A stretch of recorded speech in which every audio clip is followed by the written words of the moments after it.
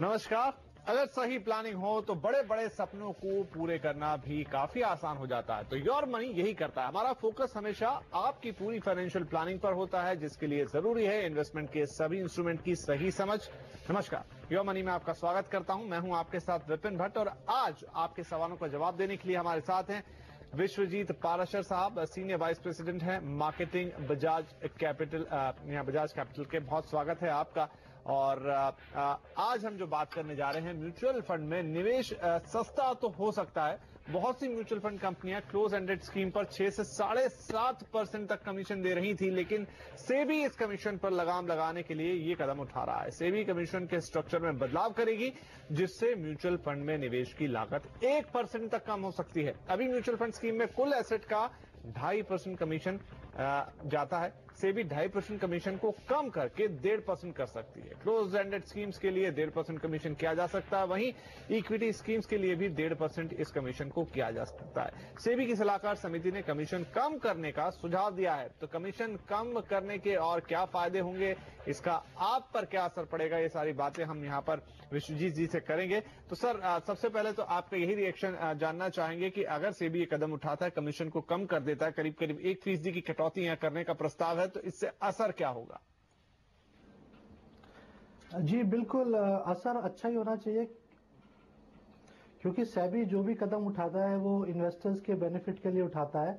तो अगर कमीशन कम होता है या एक्सपेंस रेशियो कम होता है तो वो पैसा कहीं ना कहीं रिटर्न्स के रूप में निवेशकों को मिलेगा, और इससे मेरे हिसाब से इंडस्ट्री में एक पेनिट्रेशन और इंक्रीज होगा, जिससे कि म्यूचुअल फंड्स में काफी जो 11 लाख करोड़ की मार्केट है वो और बढ़नी चाहिए। और मार्केट ऑलरेडी एक उछाल पे है, तो नए से नए निवेशक और आने चाहिए, जिससे कि ये सेक्टर काफी ग्रो करेगा। उसमें थोड़ा सा एक इशू ये रह सकता है कि जो एक्सपेंस रेशियो कम हो रहे हैं तो डिस्ट्रीब्यूटर के लिए थोड़ा सा चैलेंज रहेगा सर्विसिंग के लिए, लेकिन अगर वॉल्यूम बढ़ेंगे, अगर वॉल्यूम बढ़ते हैं तो ये सबके लिए विन विन सिचुएशन होगी।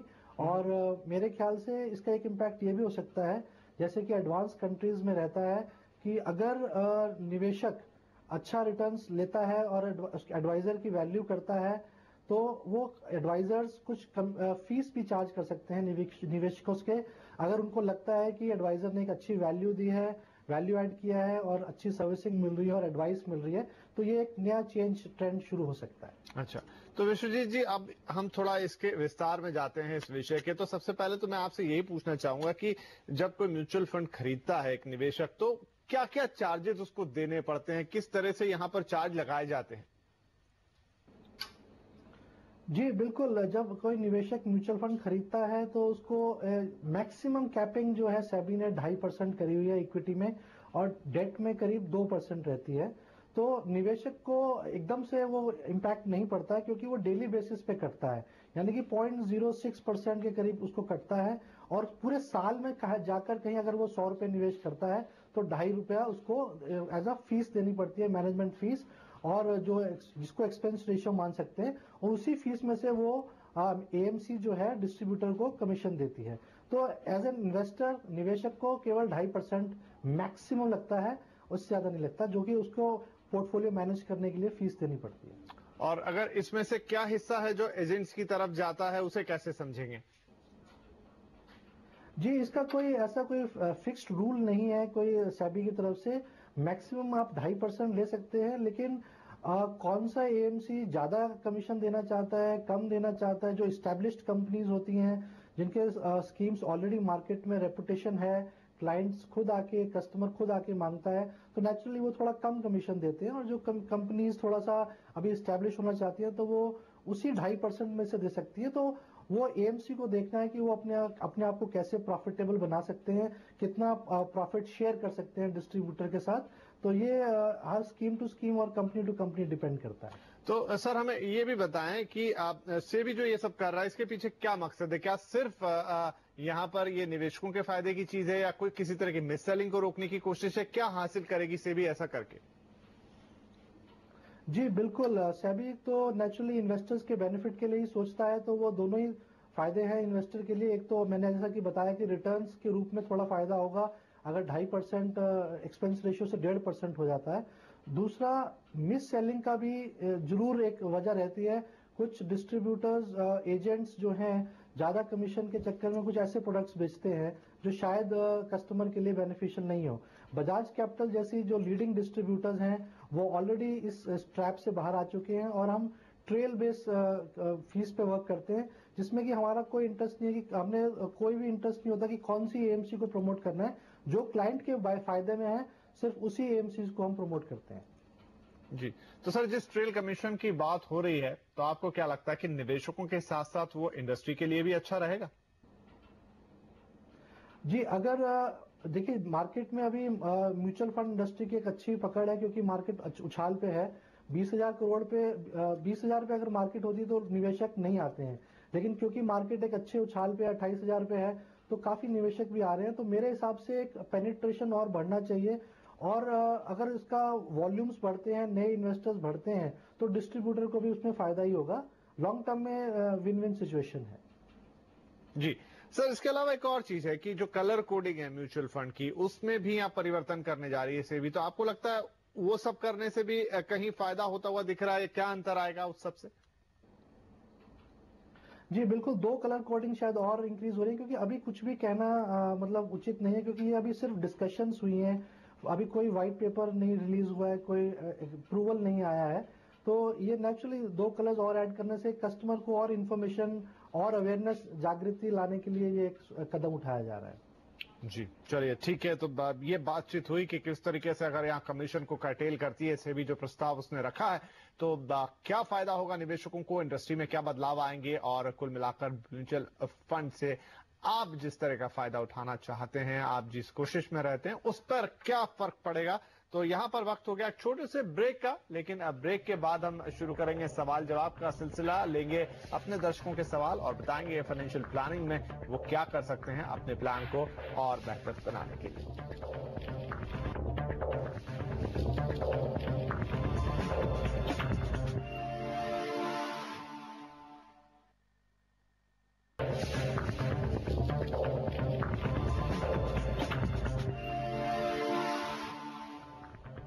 तो आइए योर मनी में अब शुरुआत करते हैं आपकी फाइनेंशियल प्लानिंग से जुड़े हुए सवालों की।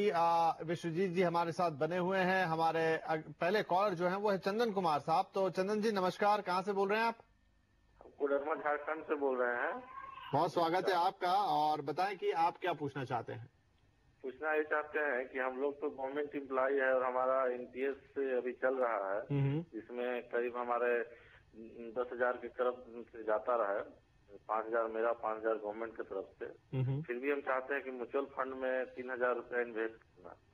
तो हम एक्चुअली है कि हम लोग पहला ये है, अभी हम स्टार्ट नहीं किए हैं कोई भी म्यूचुअल फंड में निवेश, तो उसी के संदर्भ में हम जानना चाहते हैं कि हमारा किस किस फंड में ये कर सकें और कैसे कर। कितनी रकम बता रहे हैं आप? 3,000। चलिए, आपने जो भेजा है, जो मुझे प्रश्न यहाँ दिख रहा है वो 2,000 था, लेकिन चलिए बढ़िया, आप 1,000 रुपए अतिरिक्त अब और डाल सकते हैं। तो 3,000 रुपए विश्वजीत जी निवेश करना चाहते हैं।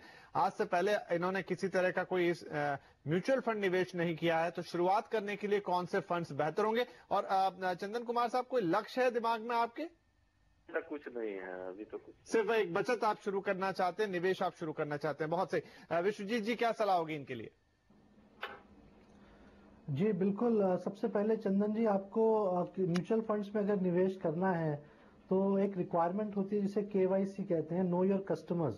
तो उसमें आपको एक बार अपना केवाईसी कराना पड़ता है किसी भी म्यूचुअल फंड में निवेश करने के लिए। ये बहुत आसान तरीका है। आप किसी भी एएमसी की वेबसाइट पे जा सकते हैं, किसी भी रजिस्ट्रार के ऑफिस में जा सकते हैं, वहां पे ये फॉर्म डाउनलोड करके आप एक बार जमा करा दीजिए, जिसमें कि उसमें आपको अपना रिसेंट पासपोर्ट साइज फोटोग्राफ और पैन कार्ड और एक अपना एड्रेस प्रूफ देना पड़ेगा। उसके बाद आप किसी भी म्यूचुअल फंड में निवेश कर सकते हैं। चाहे तो आप ऑनलाइन निवेश कर सकते हैं, जाके किसी भी उस एएमसी की वेबसाइट पे जाकर आप डायरेक्टली इन्वेस्ट कर सकते हैं, या फिर किसी अच्छे सलाहकार का, एडवाइजर का लेकर आप एडवाइस कर सकते हैं। क्योंकि आप फर्स्ट टाइम इन्वेस्टर हैं, पहली बार निवेश कर रहे हैं, तो मेरी यही सलाह रहेगी कि आप किसी भी बैलेंस फंड में निवेश कीजिए। बैलेंस फंड जो होते हैं करीब 60 से 65% करीब उनका इक्विटी में होता है और 30 से 35% करीब डेट में होता है। तो किसी भी गिरती मार्केट में वो अपने आप को अच्छे वॉलेटिलिटी में अपने आप को अच्छे से बचा पाते हैं।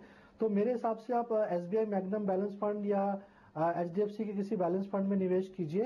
तो ये फर्स्ट टाइम के लिए जब आप एक बार टेस्ट कर लेंगे आपको समझ में आने लगेगा, फिर आप धीरे धीरे अपना पोर्टफोलियो बढ़ा सकते हैं और मेरे हिसाब से आपको अच्छी रिटर्न्स आएंगी। चलिए, तो यहाँ पर चंदन जी आपको सर कह रहे हैं कि अब चूंकि आपकी शुरुआत है तो बैलेंस फंड के अंदर ही जाइए जहां पर डेट और इक्विटी में ऑलमोस्ट एक जैसा यहाँ पर एक्सपोजर रहता है जिन फंड्स का, और खासियत ये कि गिरते मार्केट में भी अपने आप को संभाले रखने की क्षमता इनमें होती है। SBI Magnum balance, HDFC balance, ICICI Pru top 100, ये आपको इन्होंने कुछ सुझाव दिए हैं। लेकिन अब चूंकि आप एक शुरुआत करने जा रहे हैं तो हम नहीं चाहेंगे कि आप कोई आधी अधूरी शुरुआत करें। यहाँ पर विश्वजीत जी, जैसा इन्होंने कहा सरकारी कर्मचारी हैं, अभी तक कुछ बचत इस तरह से नहीं करते थे, निवेश कर रहे हैं, लेकिन अगर हम थोड़ी और इनकी फाइनेंशियल प्लानिंग पे नजर डालें तो इनको थोड़ा सा अपने लाइफ के बारे में भी, उस इंश्योरेंस के बारे में भी, और साथ ही हेल्थ फैमिली की, उसके लिए भी जरूर कोई शुरुआत करनी चाहिए। क्या कहेंगे आप? जी बिल्कुल, फाइनेंशियल प्लान किसी भी अच्छे फाइनेंशियल प्लान के लिए जरूरी होता है कि पहले आप प्रोटेक्शन कर लें, निवेश बाद में करें, रिटर्न्स के बाद में सोचें। तो सबसे पहले क्या, अगर आप अकेले ब्रेड अर्नर हैं अपनी फैमिली में, सारा परिवार आपके ऊपर निर्भर करता है, तो आपको एक अच्छा खासा एक इंश्योरेंस होना चाहिए। यानी कि अगर आपकी जो भी इनकम है उसका 10 टाइम्स एटलीस्ट सम एश्योर्ड होना चाहिए, लाइफ इंश्योरेंस होना चाहिए, पॉलिसी होनी चाहिए आपके पास। और क्योंकि आजकल काफी बीमारियां फैली हुई हैं और मेडिकल में, हॉस्पिटल में काफी खर्चा आ जाता है, तो एक अच्छा मेडिक्लेम भी आपके पास होना चाहिए अगर आपके पास गवर्नमेंट का CGHS फैसिलिटी नहीं है तो ये दोनों ही चीजें आपके पास स्टार्ट करने के लिए होनी चाहिए। उसके बाद आप निवेश की सोचें और फिर आप एक अच्छा फाइनेंशियल प्लान बना सकते हैं। राइट। चंदन जी, तो देखिए आपने हमसे सिर्फ पूछा था कि आप निवेश की शुरुआत करना चाहते हैं, लेकिन अब थोड़ा हमने आपके सवाल को और बड़ा कर दिया है। क्या आपके मन में भी कोई और प्रश्न आता है इससे जुड़ा हुआ? हेलो। अभी तो कुछ नहीं है उस टाइप का, लेकिन उसके बाद में फिर होगा तो बात है। हम लोग को हेल्थ कवर ऑलरेडी कंपनी की तरफ से दिया जाता है। जी, मुझे लगा यही कि हेल्थ कवर कोई कम, लेकिन फिर भी अक्सर एक्सपर्ट कहते हैं कि कंपनी की तरफ से कोई हेल्थ कवर मिलता हो तो अच्छी बात है, लेकिन आप एक अपना हेल्थ कवर भी जरूर रखिए। चलिए, हम चाहेंगे कि आप जो हमने सलाह दी है थोड़ी अतिरिक्त सलाह ही आपको दे दी है, तो क्योंकि वक्त से पहले किस्मत से ज्यादा यही हमारा मोटो है। तो यहाँ पर हम चाहेंगे कि अब आप एक अच्छी शुरुआत करें, आप अपने पैसों को अच्छी तरह से निवेशित करें, लेकिन इस बात का भी ध्यान रखें जो यहाँ पर सर बता रहे हैं कि आप बचत बाद में करें, लेकिन उससे पहले एक प्रोटेक्शन कवर जरूर अपनी फैमिली के लिए तैयार करें।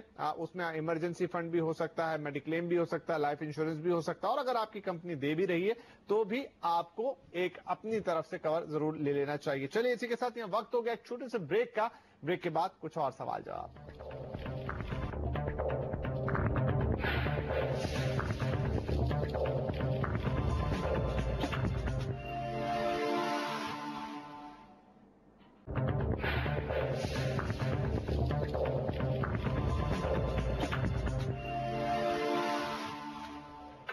Welcome back. योर मनी में आपका स्वागत है और हम कर रहे हैं आपकी फाइनेंशियल प्लानिंग। विश्वजीत जी हमारे साथ बने हुए हैं। आइए आगे बढ़ते हैं। आलोक मुखर्जी साहब फोन लाइन पर। आलोक जी, पूछिए अपना सवाल।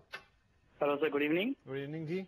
Yeah, see, I've just started my financial planning 2 months back, and approximately 1/3 of my income I'm just investing. आलोक जी, माफी चाहूंगा, लेकिन अगर आपके लिए सहूलियत भरा हो और आप हिंदी में भी बात कर पाए तो बहुत अच्छा रहेगा, क्योंकि और ज्यादा दर्शक समझ पाएंगे। ठीक है सर। सी, अभी मैंने 2 महीने पहले अपना इन्वेस्टमेंट स्टार्ट किया है और मेरा इन्वेस्टमेंट जो है SIP के थ्रू है जी। और मैंने ये ICICI फोकस ब्लू चिप लिया हुआ है, ICICI प्रू डायनेमिक लिया हुआ है। मैंने ये मेरे कोर पोर्टफोलियो बनाएंगे। और बाकी एक और आपका मेरे एमर्जिंग ब्लू चिप जो है और फ्रैंकलिन इंडिया स्मॉलर कंपनीज जो है उसमें भी मैंने इन्वेस्टमेंट किया है। वो मेरे देखो साइड बाय पोर्टफोलियो में रहेंगे बिकॉज ऑफ द अल्फा। और बाकी एक आप मेरे जो एसेट अपॉर्चुनिटीज है उसमें भी इन्वेस्टमेंट किया 2000 का। जस्ट आपसे जानना चाहेंगे कि क्या मैं जो इन्वेस्टमेंट मैंने स्टार्ट किया क्या वो सही है? सर एक बात बताइए, लेकिन पहले मैं आपसे जानना चाहूंगा आलोक जी कि अगर आपने 2 ही महीने पहले स्टार्ट किया है तो आप हमें 2 महीने पहले पूछते तो हम आपको और बेहतर। अब जब आपने जी अभी तो मैं plan because I am planning for my retirement. ये मेरे रिटायरमेंट का प्लान है और मेरे पास अभी 30 साल और हैं। अच्छा, तो जस्ट अभी मैं स्टार्ट कर रहा हूँ, अगर मेरी कोई गलती है तो मैं इमीडिएटली उसको ओके जी, मैंने बस ऐसे ही कहा कि कार्यक्रम तो आपके लिए चल ही रहा है, आप पहले भी पूछ लेते तो हम आपको और बेहतर। बहरहाल जब आपने शुरुआत कर दी है तो अब इसमें क्या सही है क्या गलत है ये बताएंगे विश्वजीत जी। तो सर यहाँ पर आलोक जी ने अभी अभी ही शुरुआत की है, पोर्टफोलियो उन्होंने अपना बता ही दिया है, अब हमें इन्हें ये बताना है कि ये इनके रिटायरमेंट के हिसाब से सही है कि नहीं। हालांकि आप चाहें तो और पूछ सकते हैं इनसे कि रिटायरमेंट का एग्जैक्टली क्या इनका क्या कॉर्पस है, क्या दिमाग में रखकर चल रहे हैं कि कितना पैसा इनके पास होना चाहिए। तो पहले विश्वजीत जी से हम आपके पोर्टफोलियो पे ही सलाह लेते हैं सर। जी बिल्कुल आलोक जी, पहले तो आपने कोई गलती नहीं करी है। मैं आपको मुबारकबाद देना चाहूंगा इनफैक्ट कि आपने सही एज में रिटायरमेंट प्लानिंग के बारे में सोचा। 90% लोग, जितने लोगों से मैं मिलता हूँ एटलीस्ट, उन्होंने अभी रिटायरमेंट प्लानिंग नहीं करी होती, ना वो सोचते हैं। वो सोचते हैं ये बहुत लंबी बात है, दूर की बात है, फिर कभी सोचेंगे। और इंडियंस में थोड़ा सा एक प्रोक्रेस्टिनेट करते हैं जब भी प्लानिंग की बात होती है। तो बहुत अच्छी बात है, मुबारक है आपको कि आपने रिटायरमेंट के बारे में सोचा और आपने जो पोर्टफोलियो बनाया है वो भी अच्छा खासा डाइवर्सिफाइड पोर्टफोलियो है। और आप जो भाषा बोल रहे थे अल्फा आएगा, कोर पोर्टफोलियो, वो भी एक अच्छी टेक्निकल म्यूचुअल फंड निवेशक के लिए काफी अच्छा है कि आप ये सब बातें समझ रहे हैं। तो बहुत अच्छी बात है, आपका पोर्टफोलियो काफी डाइवर्सिफाइड है। 30% लार्ज कैप में है, 30% फ्लेक्सी कैप में और 30% मिड कैप पोर्टफोलियो है। तो इसमें आप बने रहें बिल्कुल निश्चिंत रूप से। और हर 6 महीने में, साल भर में आप अपना पोर्टफोलियो एक बार रिव्यू जरूर करें। और कोई स्कीम अगर अच्छी परफॉर्म नहीं कर रही है तो एक आध साल बाद देखें, 2 महीने में तो बताना मुश्किल होगा। इसमें थोड़ा सा एक पोर्टफोलियो में अगर आप थोड़ा सा और ऐड करना चाहें तो वैल्यू फंड ऐड कर सकते हैं, आईसीआईसीआई प्रूडेंशियल डिस्कवरी फंड आप उसमें और ऐड कर सकते हैं। तो एक कंप्लीट पोर्टफोलियो बन जाएगा, इक्विटी डाइवर्सिफाइड पोर्टफोलियो आपका बन जाएगा। तो और ये मेरे ख्याल से एक अच्छा पोर्टफोलियो, आप इसमें बने रह सकते हैं। रिटायरमेंट प्लानिंग के लिए जैसा कि भट्ट साहब ने भी बताया कि एक अमाउंट क्वांटिफाई कर लें अपने दिमाग में, क्योंकि आपने स्टार्ट तो किया है तो, लेकिन 30 साल बाद का गोल है। इन्फ्लेशन को काउंट करके उस समय आपको कितनी अमाउंट चाहिए होगी, उसके हिसाब से आप रिवर्स कैलकुलेशन करें कि कितने की एसआईपी आपको चाहिए, और ताकि आप अपने गोल तक पहुंच पाए। और जब अपने गोल के करीब पहुंच जाए तो उसको आप डेट में शिफ्ट कर लें, इक्विटी में ना रखें, और जिससे कि आपकी पोर्टफोलियो में थोड़ी सेफ्टी आ जाए और लास्ट मिनट पे आपको कोई झटका ना लगे। और एसआईपी जो अप्रोच आपने ली है ये भी बहुत अच्छी अप्रोच है। किसी भी निवेशक के लिए हम यही सलाह देते हैं, मार्केट वॉलेटिलिटी से बचना चाहते हैं या रुपी कॉस्ट एवरेजिंग करना चाहते हैं तो एक अच्छी स्ट्रैटेजी है, आप इसमें बने रहें। चलिए जी आलोक जी, तो बहुत शुभकामनाएं आपकी इस शानदार शुरुआत के लिए, और आगे भी हमें लिखते रहिए। हम आपको और वक्त वक्त पे सलाह देते रहेंगे कि आप क्या बेहतर प्लानिंग और कर सकते हैं अपने रिटायरमेंट के लिए। अगली बार बात होगी तो हम और डिटेल में आपसे बात करेंगे। चलिए, तो योर मनी में आज के लिए इतना ही, लेकिन अगर आप भी हमसे म्यूचुअल फंड से और इंश्योरेंस प्लानिंग से जुड़े हुए सवाल पूछना चाहते हैं तो आप mf@moneycontrol.com पर हमें लिख सकते हैं और मेल कर सकते हैं। और साथ ही यहाँ पर विश्वजीत जी का भी हम शुक्रिया कहेंगे कि आप आए और आपने हमारे दर्शकों के सवालों के जवाब दिए, और इसके लिए आपका धन्यवाद। तो चलिए, योर मनी में इतना ही। अब वक्त हो गया है अगले कार्यक्रम का, तो हम यहाँ लेंगे आपसे विदा, लेकिन कल फिर करेंगे मुलाकात। तब तक के लिए नमस्कार।